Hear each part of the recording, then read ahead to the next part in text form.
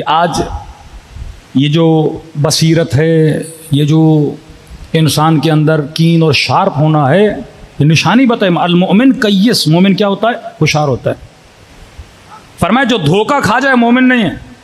پہلی بار دھوکہ کھائے چلو غلطی ہو گئی، دوسری بار دھوکہ کھائے مذمت ہے اس بندے کی۔ اتنے شارپ اپنے بچوں کو بناؤ، اتنا تیز بناؤ کہ نہ یہ کسی زمانے کے بدماش سے دھوکہ کھائیں، نہ شیطان سے دھوکہ کھائیں۔ جوان سب سے پہلا دھوکہ کس سے کھاتا ہے؟ شیطان سے کھاتا ہے۔ اب دھوکہ کیوں کھاتے ہیں؟ کیونکہ جو وہ فارمولاز جو اہل بیت علیہ الصلوۃ والسلام نے بتائے ہیں ہم ان کو فالو نہیں کرتے۔ کبھی تیرنا نہیں آتا، پانی میں چھلانگ نہ لگا۔ ایک بندہ ایکسٹرا آرڈنری تیز بنے گا، نہیں میں تو تیر لوں گا، تو مرے گا وہ، تیرے گا نہیں، مرے گا وہ۔ کہ اگر تجھے اپنے نفس پر کنٹرول نہیں ہے تو خود کو گناہ میں نہ ڈال۔ جوان ہے، شہوت پہ کنٹرول نہیں ہے، پھر تعلق بنا لے، وہ آٹومیٹیکلی گناہ میں گرے گا، قطعاً گناہ میں گرے گا، بچ نہیں پائے گا۔ اور جہاں خدا روکے تو یہ خدا گارنٹی دے رہا ہے اگر میں روک رہا ہوں تو گرے گا، اگر تو ہماری بات کو نہ مانے گا۔ ایک بندہ کہے کہ نہیں میں شراب پیوں مجھے کچھ بھی نہیں ہوگا، ممکن ہی نہیں ہے۔ اور مذمت کی اہل بیت نے۔ میرے چھٹے امام کا ایک چاہنے والا، لیکن عادت تھی اسے شراب کی، میرے امام سے ملنے آیا، امام کو پتہ چلا یہ شراب پیتا ہے۔ مولانا کا دیکھ شراب پینا ویسے ہی قبیح کام ہے، برا کام ہے، بد کام ہے، فاسقوں کا کام ہے۔ فرمائے فعل برا ہے، لیکن اگر تو مجھے چاہ کر یہ کام کرے گا یہ اور برا ہے۔ کوئی غیر شیعہ گناہ کرے برا ہے، لیکن اگر شیعہ علی گناہ کرے یہ اور برا، کیونکہ تیرے اوپر میرا نام ہے۔ کسی کا نام علی ہے، کسی کا نام حسن ہے، یا اپنے نام بدلو، یا اپنا لباس بدلو، یا گھروں سے علم اتارو، کیونکہ جب آپ کے اوپر نسبت لگ جاتی ہے اہل بیت علیہ الصلوۃ والسلام کی تو پھر رسپانسبلٹی آ جاتی ہے، آپ اس نیٹ ورک کا حصہ بن جاتے ہو۔ اور کیسے ممکن ہے کوئی نیٹ ورک اہل البیت علیہ الصلوۃ والسلام سے ہو اور وہ برائی اور بدکاری کی طرف آگے بڑھے؟ میرے 11ویں امام، امام حسن عسکری علیہ الصلوۃ والسلام،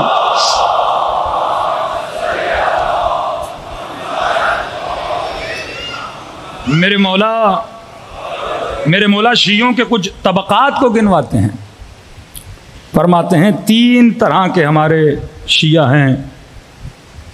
اب میں نے دیکھنا ہے کہ میں امام کے کن شیعوں میں سے ہوں۔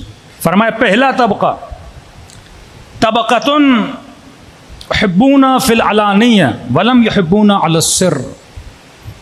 پہلا طبقہ ہمارے شیعوں کا وہ ہے، اب یہاں پہ شیعہ پہ معنی نظریاتی نہیں، شیعہ پہ معنی محبت کرنے والا یا اظہار محبت کرنے والا۔ فرمایا پہلا طبقہ وہ ہے يحبونا، ہم سے محبت کرتے ہیں، فی العلانیہ، کھلم کھلا، یعنی زبان سے ہمارا ذکر کرتے، السنتہم معنا، ان کی زبانیں کس کے ساتھ ہیں؟ ہمارے ساتھ ہیں، لیکن وفی السر، اور جب تنہائیوں میں جاتے ہیں تو ہم سے دشمنی کرتے ہیں۔ السنتہم معنا وسیوفہم علینا، زبانیں ہمارے ساتھ، تلواریں ہمارے خلاف۔ یہ ایک گروہ، یہ شاید تقسیم بندی کوفیوں کی بھی ہو رہی ہے اس میں، کہ باہر نکلیں گے بولیں گے آپ کے دوست ہیں، ملیں گے علی آپ سے بڑا پیار ہے، ملیں گے مبارکبادیاں دیں گے، زبان سے کہیں گے کہ ہم اہل بیت کے ساتھ ہیں، لیکن جب تنہائیوں میں جائیں گے، یہ منافقی بھی نہیں، تنہائیوں میں جائیں گے تو فرمایا ہمارے خلاف ہوں گے۔ جن میں سے ایک مثال معقل کی، معقل یہ وہ ہے جس بدبخت نے پورا جناب مسلم ابن عقیل کے نیٹ ورک کو اس نے آشکار کیا ابن زیاد کے لیے۔ مسلم ابن اوسجا مسجد میں بیٹھے نماز پڑھ رہے ہیں۔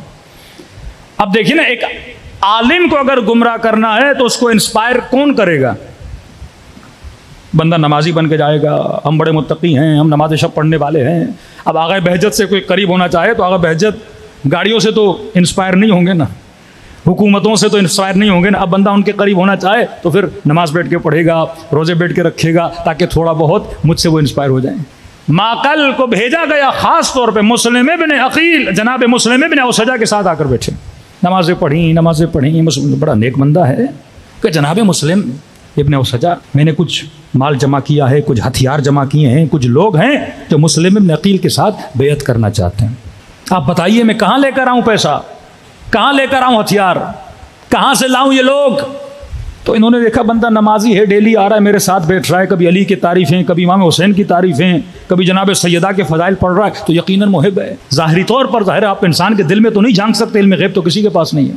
یہ لے گئے اسے اس گھر میں، جناب مختار کا گھر تھا یا جناب ہانی کا، جہاں پہ یہ سارے رفقاء جناب مسلم بن عقیل، وہاں پہ گئے، اس نے شناسائی کی، پہچنوایا کون کون ساتھ دے رہا ہے، ہانی بھی ساتھ ہے، فلاں بھی ساتھ ہے، یہ ساری رپورٹ جا کے دی کس کو؟ ابن زیاد کو رپورٹ دی۔ پھر جتنے افراد تھے ان کو پکڑا گیا اور بعد میں شہید کر دیا گیا۔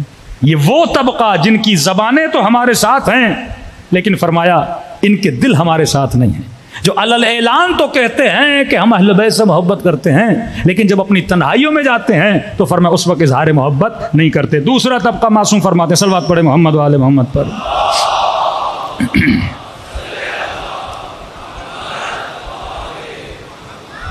یا علی فرمایا طبقۃ یحبون بالسر، دوسرا طبقہ اس کے الٹ ہے، تنہائیوں میں آتے ہیں تو علی علی علی علی، لیکن جب لوگوں کے سامنے آتے ہیں ولم یحبون علانیہ، لوگوں کے سامنے کہتے نہیں ہم تو علی والے نہیں ہیں۔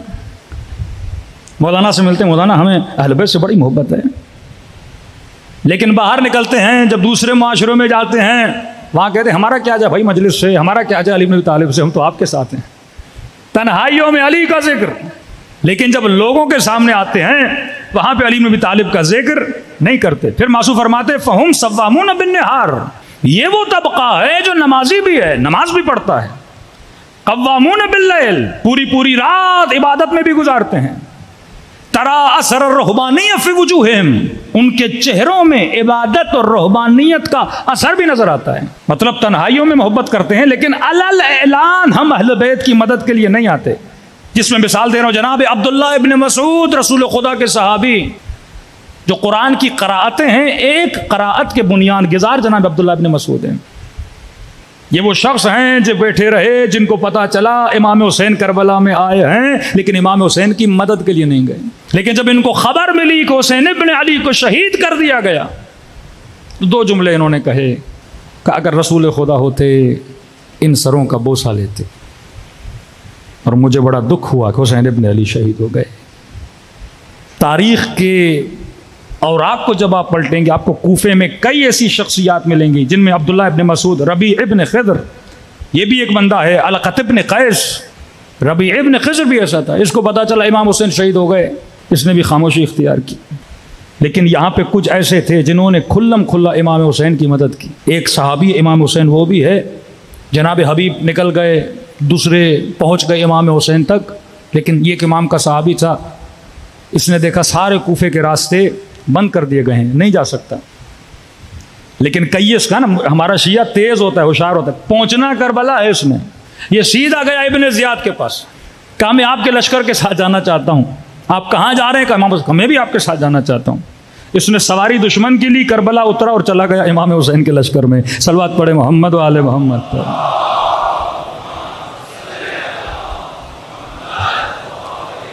کہتے ہیں ربیع ابن خضر کو جب پتا چلا امام حسین شہید ہوئے، اس نے ایک جملہ کہا کہ علی اللہ ایابہم وعلی اللہ حسابہم، وہ پلٹ کے اللہ کی طرف گئے ہیں، یزید سے حساب کون لے گا؟ پروردگار عالم لے گا۔ کہ ان کی بھی مذمت ہے جو کھلم کھلا تو ہمارا ساتھ نہیں دیتے، لیکن فرمایا تنہائیوں میں ہمارا ذکر کرتے ہیں، ہم سے محبت کرتے ہیں، لیکن جلدی جلدی سے تیسرے طبقے پر آؤں جس میں اللہ کرے ہم اس طبقے میں موجود ہوں۔ فرمایا طبقۃ یحبون فی السر والعلانیہ، یہ تیسرا طبقہ جو تنہائیوں میں بھی ہم سے محبت کرتا ہے، جو کھلم کھلا بھی ہم سے عشق کرتا ہے، جو اپنی تنہائیوں میں جائے تو تب بھی اسے حسین یاد رہتا ہے، جو بازاروں میں ہو، جو آفس میں ہو، جو لوگوں میں ہو، تب بھی ہم سے محبت کرتا ہے۔ فرمایا ہم طبقۃ الاعلی ہم نمت الاعلی، یہ وہ طبقہ ہے جو سب سے بلند ترین طبقہ ہے، یہ وہ ہے جو قیامت کے دن علی منابر من نور، یہ نور کے ممبروں پہ بیٹھے ہوں گے اور اہل قیامت رش کھائیں گے۔ اے کاش ہم بھی ان کے ساتھ ہوتے۔ ان طبقے کی مثال حبیب ابن مظاہر ہے، مالک اشتر ہے، میں سمیت تمار ہے، بہت پیارا واقعہ ہے۔ کہتے کوفے میں ادھر میں سمیت تمار آ رہے تھے، ادھر جناب حبیب ابن مظاہر آ رہے تھے، ایک دوسرے کا سامنا ہوا۔ حبیب نے کہا کہ میں دیکھ رہا ہوں فلاں صاحب کے گھر کے ساتھ جو درخت ہے تجھے وہاں پہ شہید کر دیا جائے گا۔ میں سمے تمار نے کہا حبیب میں بھی دیکھ رہا ہوں کہ تیرا سر نو کے نیزہ پر ہوگا اور تجھے یہاں لایا جائے گا. کہتے ہیں دونوں نے یہ باتیں کی اور چلے گئے. لوگوں نے کہا کہ بڑی بڑی چھوڑ رہے تھے کہ تجھے مارا جائے گا, تیرا سر آئے گا. تو یہاں پہ رشید حجری آئے. لوگوں نے کہا کہ یہاں دو افراد گزرے اور ایک کہہ رہا تھا کہ آپ کو مارا جائے گا, دوسرا کہہ رہا تھا کہ آپ کا سر نو کے نیزہ پر آئے گا. جناب رشید نے کہا کون تھے وہ دو؟ کہ ایک تھا حبیب ابن مظاہر, دوسرے تھے میثم تمار. جناب رشید نے کہا مجھے یہ بھی بتایا گیا ہے جو حبیب کا سر لائے گا اسے 100 درہم انعام ملے گا. لوگوں نے کہا تم ان دونوں سے بھی بڑے جھوٹے ہو. اتنی دقیق باتیں, وہ کہہ رہے ہیں مارا جائے گا اور یہ بھی بتا رہے ہو کہ 100 درہم سر دیا جائے گا. اور یہ روایت میں موجود ہے کہ جب حبیب کا سر آ رہا تھا, ایک جوان کوفے کے اس دروازے پہ کھڑا تھا اور بار بار حبیب کے سر کو دیکھے جا رہا تھا. سر لانے والے نے کہا کیوں دیکھ رہے ہو اس سر کو؟ اس نے کہا کون ہو تم اس سر کو کیوں لا رہے ہو؟ کہا مجھے امیر نے 100 درہم کا وعدہ دیا ہے جو حبیب کا سر لائے گا. کہا میں اسی سر کے صاحب کا بیٹا, میں حبیب ابن مظاہر کا بیٹا ہوں, یہ میرے بابا کا سر ہے. صلوات پڑھے محمد و آل محمد پر.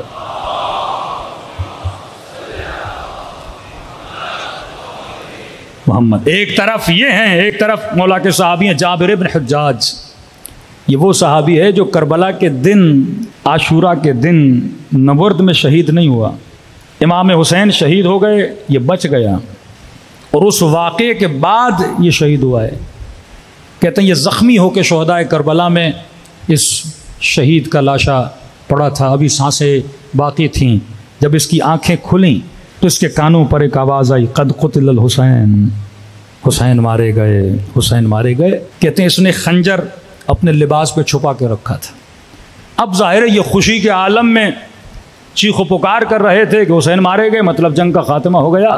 اب ظاہر دشمن نے کہا کہ اب کوئی نہیں ہمیں مارنے والا, یا اس زخمی حالت میں اپنا خنجر نکالتا ہے اور کئی لوگوں کو واصل جہنم کر دیتا ہے. پھر اس پہ وار کیا جاتا ہے اور یہ شہید ہو جاتا ہے. یہ وہ شیعہ ہیں جو سر کے اندر بھی اہل بیت کی یاد رکھتے ہیں, اور کھلم کھلا بھی. کھلم کھلا کا مطلب یہ ہے کہ اگر اہل بیت پکاریں ہم ان کی آواز پہ لبیک کہیں. مولا سے پوچھا مولا آج شیعہ اہل بیت کا دفاع تلوار سے تو نہیں کرے گا نا؟ آج جوان دفاع کس چیز سے کرے گا؟ یہ زمانہ تلوار کا زمانہ نہیں, یہ تبر کا زمانہ نہیں. ایک وقت ہے ہارڈ وار, ایک وقت ہے سافٹ وار. رہبر معظم فرماتے ہیں یہ جنگ نرم کا زمانہ ہے, یہ سافٹ وار کا زمانہ ہے. ایک جنگ سخت, ایک غلامی وہ تھی کہ ہاتھوں میں رسیاں باندھ کے غلام بنایا جاتا تھا. ایک غلامی جسے ماڈرن سلیوری کہتے ہیں, یہ زمانہ ماڈرن سلیوری کا زمانہ ہے کہ ہمیں کسی کے ہاتھ باندھنے نہ پڑیں, یہ خود ہماری غلامی کو پسند کریں. ان کے ذہنوں کو غلام بنا دو, ان کے مائنڈ کو غلام بنا دو, ان کے ذہنوں کو شہوت پرست بنا دو. ہمیں کہنے کی ضرورت نہ پڑے, بس ہم اشارہ کریں کہ ہمارے پیچھے چلتا ہوا آ جائے. یہ سخت ترین زمانہ ہے. کیوں فرمایا آخری زمانے میں آگ کا انگارہ ہاتھ پہ رکھنا آسان ہوگا لیکن ایمان کو بچانا مشکل ہوگا, کیونکہ یہ وہ زمانہ ہے جو تبرج جاہلی کا زمانہ ہے. تو اس زمانے میں جوان کو سوچنا ہے کہ واقعاً میں نے کس طرح شیطان کے چنگل سے نکلنا ہے. تو فرمایا اس زمانے میں تلوار اٹھانا یہ جہاد نہیں ہے, اس زمانے میں تبر اٹھانا یہ جہاد نہیں ہے. جہاد کیا ہے؟ فرمایا اس زمانے میں احیو امرنا, ہمارے امر کو زندہ کرو. امر اہل بیت کیا ہے؟ شریعت محمد اور آل محمد ہے. جوان کو اپنی اولاد کو شریعت کا پابند کرنا چاہیے, اپنے گھروں کے اندر حیا کا حصار بنانا چاہیے کہ جب تک شریعت محمد ہے تب تک ہمارا ایمان زندہ ہے, جب تک شریعت نہیں ہمارا ایمان تباہ و برباد ہو جائے گا. صلوات پڑھے محمد و آل محمد.